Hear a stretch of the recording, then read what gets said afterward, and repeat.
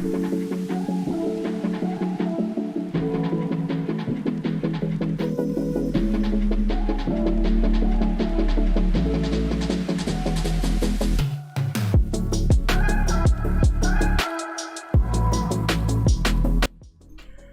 everyone, welcome to the Mobile Gamers Union, and this is the gaming and performance review of Realme GT Neo 2. Okay, so let's start with a quick unboxing. First thing you will notice is the size and the weight of the box itself. This one is pretty huge and weighs at 615 grams. In fact, this is one of the biggest boxes I've seen in a while for a mobile phone. As you open the box, you are slapped with some documentation, which of course we all love to read, just like the agreements before installing softwares. Then there is the phone itself. There is a USB-A to USB-C cable with SIM ejector tool underneath. There is a soft back cover which only comes in grey color no matter which color phone you buy. While today when manufacturers are shrinking boxes and taking away the chargers and our money in the name of saving the environment, Realme has bundled a 65-watt charger which itself weighs at 125 grams and would have cost you roughly 2000 rupees if you were to buy it separately. This phone comes in three colors: black, green and blue. I really wanted to buy this phone in black color, but the only option I was left with was this weird blue, which would have been my last choice.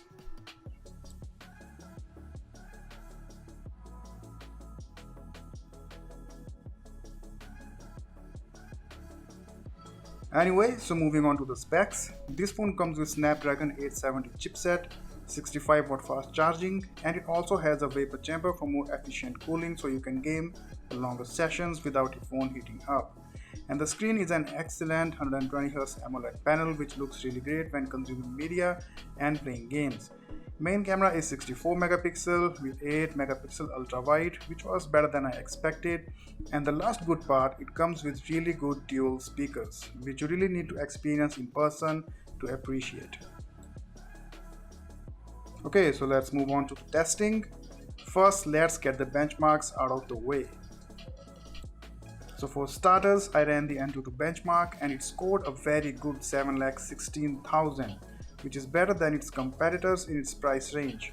OnePlus Nord 2, which has Dimensity 1200, scored slightly lower at 6,71,000. And then there is Samsung Galaxy S20 FE, which despite being costlier than the above two phones, scored the least at 6,32,000 because of its inferior Exynos 990 chip. And for comparison's sake, at last we have Realme GT2 with Snapdragon 888, which scores 8,15,000.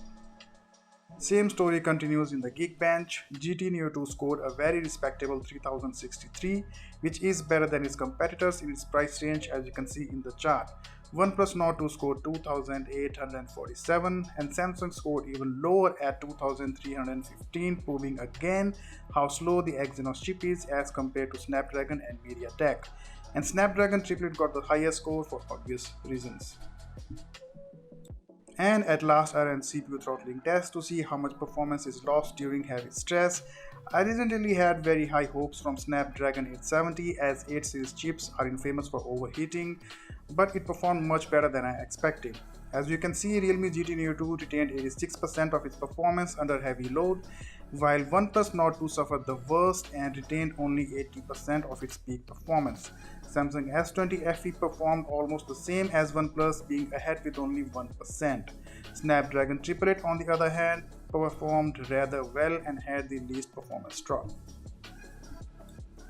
Okay, so that's enough with benchmarks. Now let's move on to the games.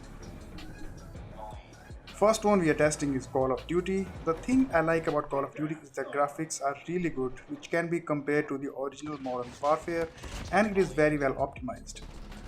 I did all its testing at highest quality possible for both multiplayer and battle royale, and game ran very smooth at 60 FPS at all times. And not only that, CPU utilization never went above 30% and GPU utilization stayed below 50% at all times, and only spiked up while screen recording was on. This shows how nicely this game has been optimized and how powerful Snapdragon 870 chip is. which means while playing Call of Duty, your phone will use less battery and generate less heat, and you can enjoy the game for longer sessions. Next game is Battlegrounds Mobile India, also known as BGMI, which is basically just PUBG with a different name. I don't find this game as good looking and as fun as Call of Duty, but gamers still prefers this as it's a little bit more challenging than Call of Duty. This game is also extremely well optimized since this was supposed to run on even lower end hardware to capture a wider audience. And when you look at the performance, you can see it's using even less resources than Call of Duty. I tested BGMI at its highest setting possible and it ran smoothly at all times in both inside and outside scenarios with high quality vegetation, and even with screen recording on, it barely made any difference. So in case of BGMI, it's not much of a challenge.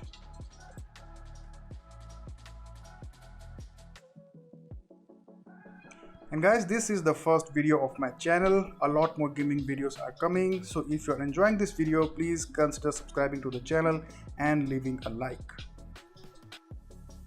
Alright, so the next game is Gangshin or whatever, Genshin Impact. Now this is a proper AAA game. With the highest setting on, this game looks like a high quality anime. And this is the only game that I tested on Realme GT Neo 2, which mostly ran at 60 FPS but occasionally dropped below 50 FPS in certain places like inside the city where 3D geometry and polygon count is higher. Phone also heats up more while playing this game as compared to other titles, but it did not result in any performance drop. Game was running smoothly consistently even with 2-hour-long sessions. CPU and GPU utilization also remained consistent, only dropping 7 to 8 FPS while screen recording was on.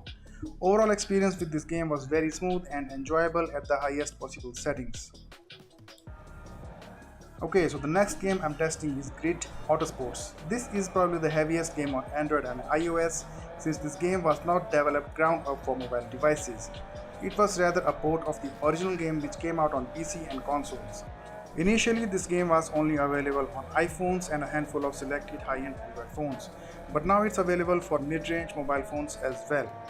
And you can see by numbers how taxing this game is on GPU and especially the CPU. It's using nearly all of the CPU performance all of the time. I was really worried that it might cause CPU to throttle and FPS will drop over time, but thankfully nothing of this sort happened. GT Neo 2 held up its performance even with 2-hour-long sessions in a room temperature of 28 degrees, which to be honest was very surprising to me. Moving on to the next game, Asphalt IX. This is a beautiful looking game, and unlike Grid Autosports, it has been made ground up for mobile devices and it reflects in the performance. This game was a walk in the park for Realme GT Neo 2. GPU utilization never exceeded 40% and CPU remained between 40 and 50%. This game has been optimized so well that it can run on many low-end devices without much issue, so you don't have to worry about heating your phone or battery drain.